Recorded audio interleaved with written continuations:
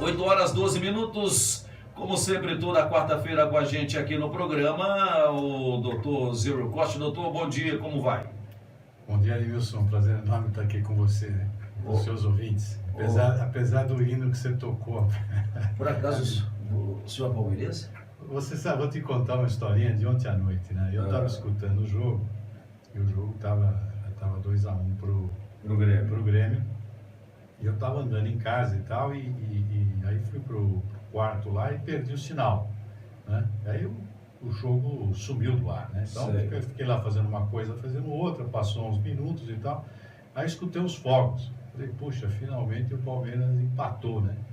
Aí corri pela casa para achar o sinal, né? Tinha terminado o jogo. Tinha acabado o jogo. Eu recebi aqui, é que o pessoal... deixa eu ver se dá pra ver. Esse ano na final deu pra chegar. O Palmeiras só sabia me vergonhar. Que beleza. Brasileira só não faz. Em homenagem ao senhor, tá? Obrigado. Mundial, nosso Palmeiras nunca nem ouviu falar. Olha a afinação agora. Cabelo e bigode. Tchau, Palmeiras.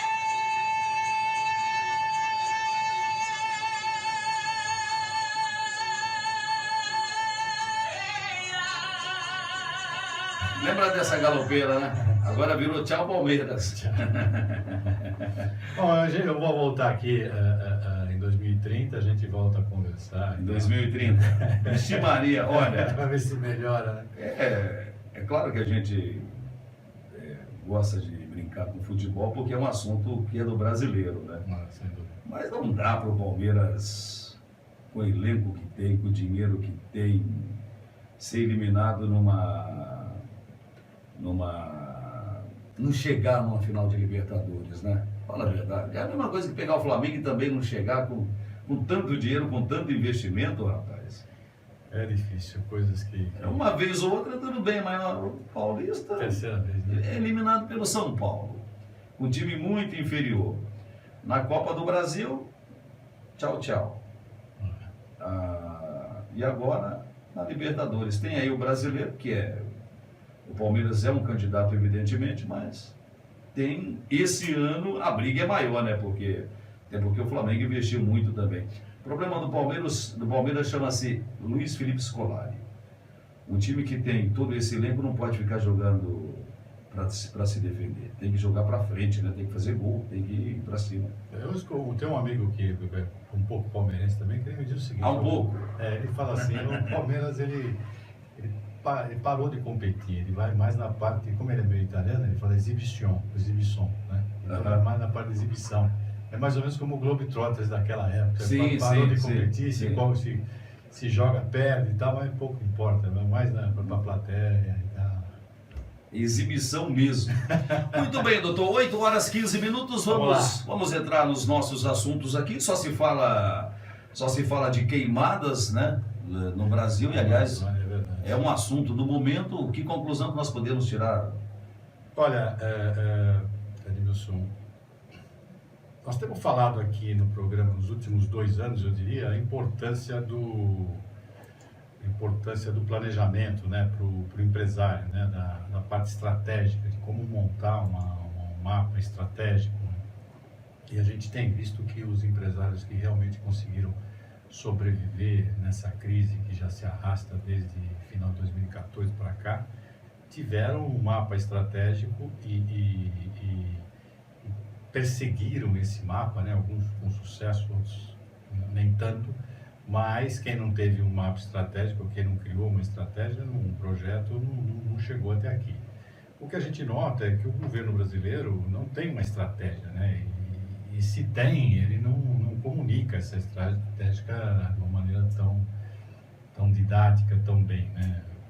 E o mundo lá fora, parafraseando nossa situação aqui, está pegando fogo, né? Então, é diferente da situação que a gente tinha há uns anos atrás, quando a commodity subia e você conseguia vender à vontade, né? Agora você tem uma guerra geopolítica e comercial fazendo com que o PIB mundial caia, né? Então, a situação lá fora não vai bem, a nossa é fácil a gente, se lá tem uma marola, a gente receber aqui um tsunami, né?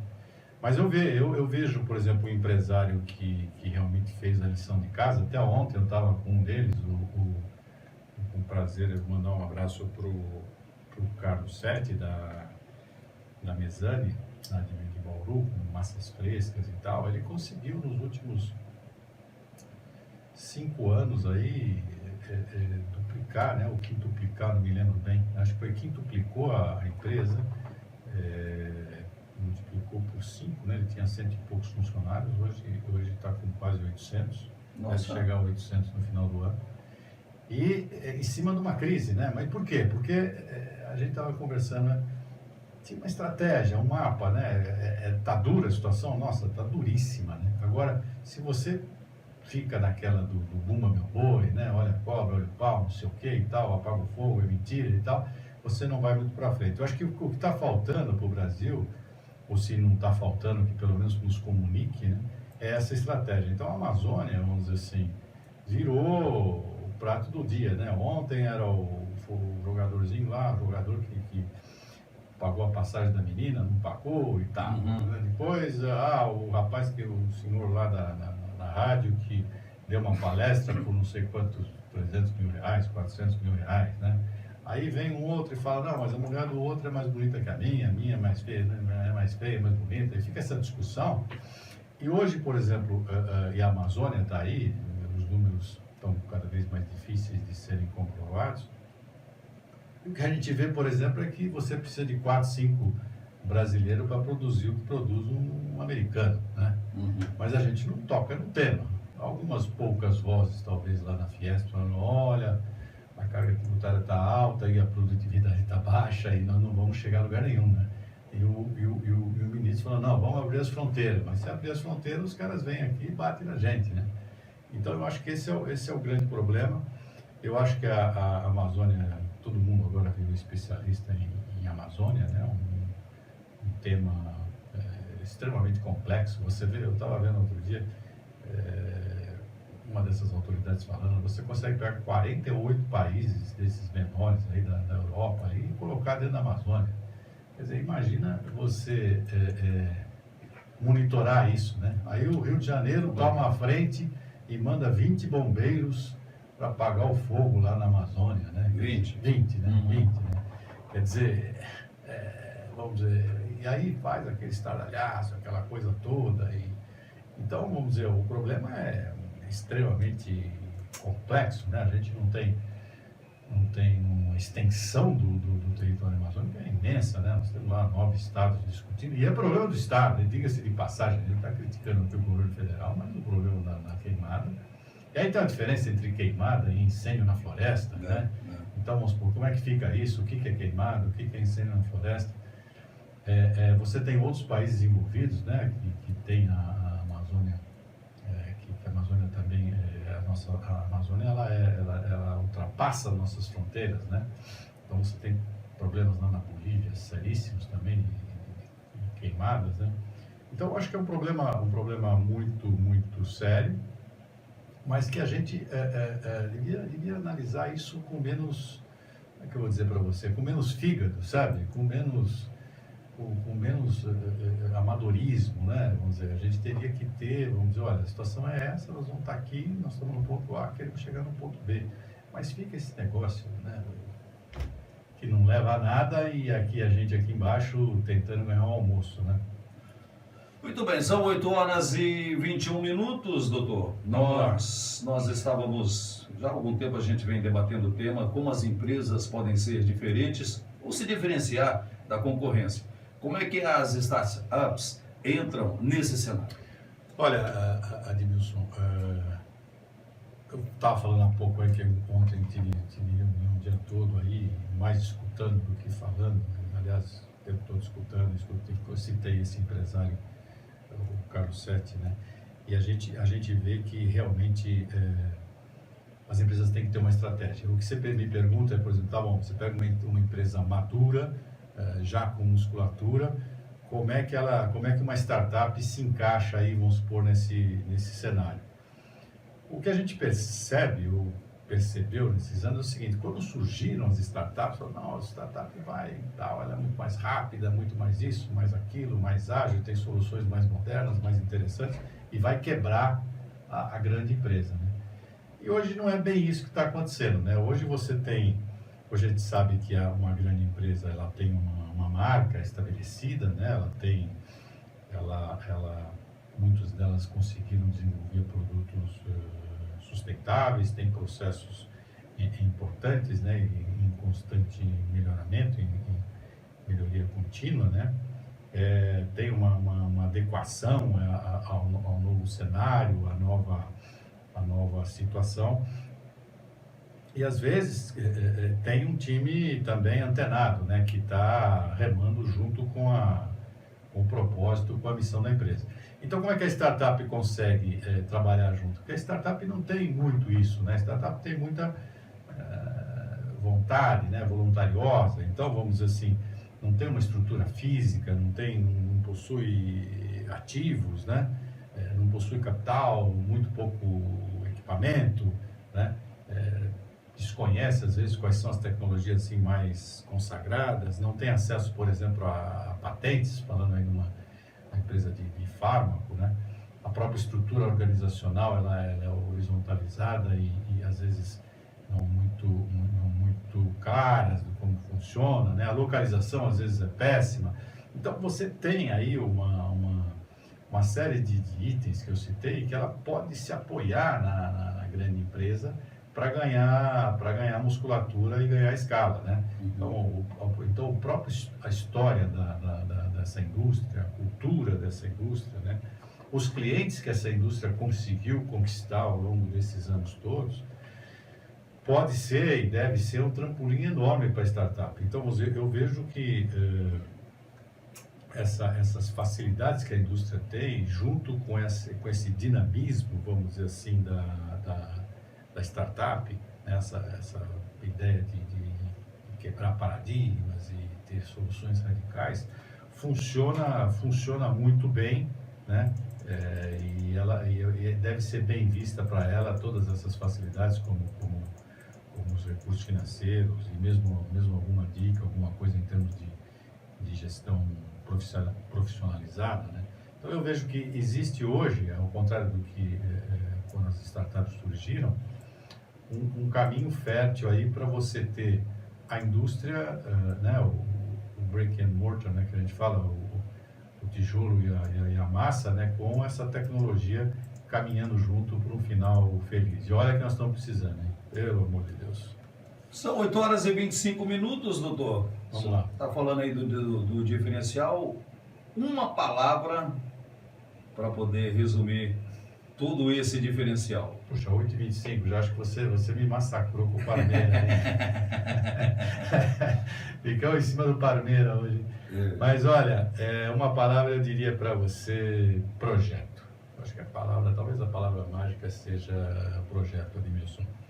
É preciso ter um projeto, né? Vamos supor, você fala, o nosso projeto é levar o homem à lua e trazer o homem salvo de volta, né? Como disse o John Fitzgerald Kennedy, né? Então, ele tinha um projeto, ele falou, tem uma missão, então vamos fazer. E aí todo mundo trabalha naquele foco. Então, o problema maior do projeto não é você idealizar e ter o projeto, é como colocar o projeto em prática. Sim, mas se você não parte dele, você não... Então, vou dar um exemplo. Gerenciava uma outra rádio aqui em Sumaré um tempo atrás e tinha lá um rapaz que trabalhava na área de promoção. Sim. E ele tinha ideias brilhantes. Um belo dia ele chegou e falou, Admilson, tive uma ideia. Falei, o que foi? Vamos sortear um carro. Falei, tá, vamos sortear um carro. Mas cadê o carro? Então, porque assim, tem ideias boas. É fácil ter ideias boas, mas é preciso ter essas ideias e ter como colocá-las em prática, né? É verdade, é verdade. Porque... A ideia em si hoje, como diz lá, acho que é o dono do Facebook, né, não vale $1, né? O difícil é você executar as ideias. Mas eu acho que você tem que começar com a ideia, né? Então, vamos dizer, você tem a criatividade, né, desemboca, você tem a criatividade, uma ideia nova, né, uma coisa que não foi pensada. Então aquela ideia nova, ela desemboca numa inovação. E se essa inovação pode ser, vamos dizer, monetizada pelo cliente, né, o cliente tem essa percepção que ele vai pagar por aquilo e que ele ficaria satisfeito, então essa ideia tem futuro. Agora, eu vou lembrar um pouco de uma frase do Tom Peters, né, que já lá antes do ano 2000, acho que 1999, ele falou assim: você é o seu projeto, né? Então, eu acho que as pessoas também têm que ter projeto. Então, o que sou eu, né? Quem sou eu? Qual é o meu projeto de vida? Onde é que eu quero chegar, né?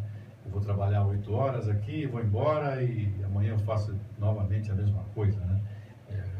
Uma tarefa repetitiva. Qual é o meu objetivo? Aliás, todo mundo que tem tarefas repetitivas e está nos ouvindo, é uma grande chance de ser substituído amanhã por um robozinho, né? Então, eu acho que começa, vamos dizer assim, com um projeto, e esse projeto, é lógico, vai exigir uma série de perguntas, né? Entre elas, as que você falou. Tá bom, cadê o recurso para comprar o carro? Cadê o, né? Aliás, de que maneira que nós vamos levantar esse carro? Vamos idealizamos o projeto, beleza, agora vamos ver como executá-lo. É verdade, esse é um grande problema. Muito bem, são 8 horas e 28 minutos, doutor. O senhor escreveu no final de semana, o senhor escreveu na mídia impressa exatamente sobre esse assunto, né? Sobre diferencial, é verdade. Dá uma resumida nele para a gente do artigo todo. Basicamente fomos nessa linha, né? E aí a gente colocou lá, vamos dizer assim, detalhou essas perguntas, né? Você tem o projeto, mas aí como é que você vai pôr isso em prática, né? Então eu coloquei lá uma série de perguntas, por exemplo, a gente conhece as tendências do mercado, né? O mercado que a gente está no ecossistema que a gente está inserido, né? O que está acontecendo com os nossos concorrentes, com os novos entrantes, né? Quais são essas reais tendências, né? Por exemplo, é urgente nós inovarmos na nossa empresa, isso vai nos trazer, vamos dizer, alguma receita, algum lucro, né? Como é que a gente pode fazer algo diferente sem imitar o nosso concorrente, né? A gente vê que toda vez que você parte para a imitação do concorrente, você acaba morrendo abraçado com ele. Né? É verdade. Então, qual que é essa grande ideia, né? Quais são essas grandes ideias, né? Elas são realmente grandes ideias ou não tem aplicabilidade, né? Tem mercado, né, para vender ou alugar esse produto, esse serviço, né? Qual que é? Temos esses dados, o Brasil é muito pobre em dados, né? Você vê que a gente começou falando da Amazônia aqui, e aí começa, X%, Y%, não funciona, o fulano tem 3, 4 órgãos competindo pelo mesmo número, né? Eu me lembro que na década de 80, por exemplo, o PIB era feito pelo IBGE, e ele só saía no segundo semestre do ano seguinte, né? Então você fala, não, realmente a gente não cresceu o ano passado, quer dizer, hoje esses números são quase em real time, né? Em tempo real, online, né? E tudo bem que não são mais feitos pelo IBGE, mas você tem aí uma possibilidade de ação imediata, né? Isso é muito importante no mundo rápido que nós estamos vivendo, né? Então, saber exatamente quais são os dados, né? O governo questionou os dados do INPE, etc, aí, né? Essa novela, né? Mas vamos supor, hoje com satélite, com uma série de coisas e tal, você teria que ter esse número, né, na mão, né? Não teria que ter discussão em cima disso, né? Então, esses dados são importantes para você inovar, para você... tem que escutar o cliente também, tem que escutar o usuário, né? A gente tem que ter algum tipo de pesquisa para essa nova inovação, né? E uma outra sugestão que eu dou é testar isso, vamos dizer assim, em pequena escala, né?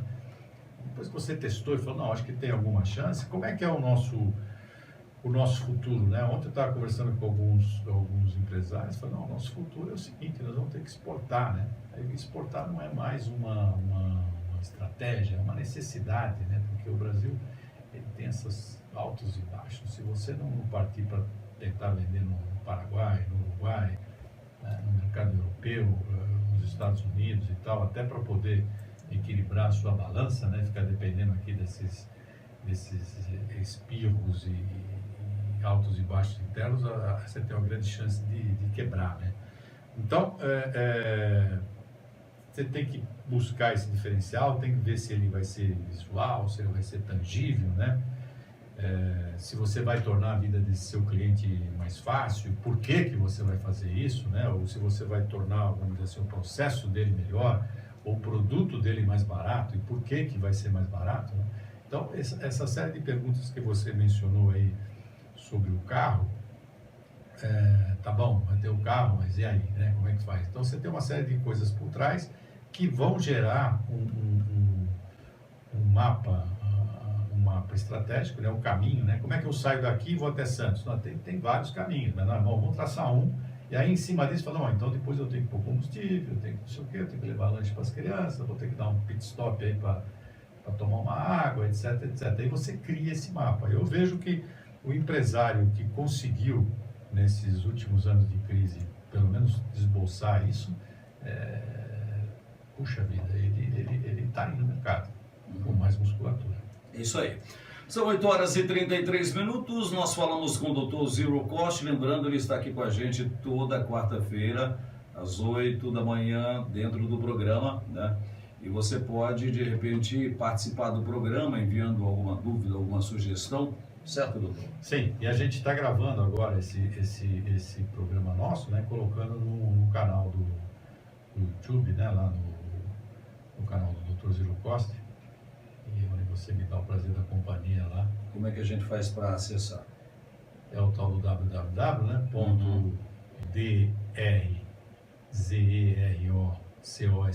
.drzerocost.com.br, né? Que é o DR de doutor, ZERO de zero, né? Zero, e COST de cost, né? Custo, doutor Custo Zero.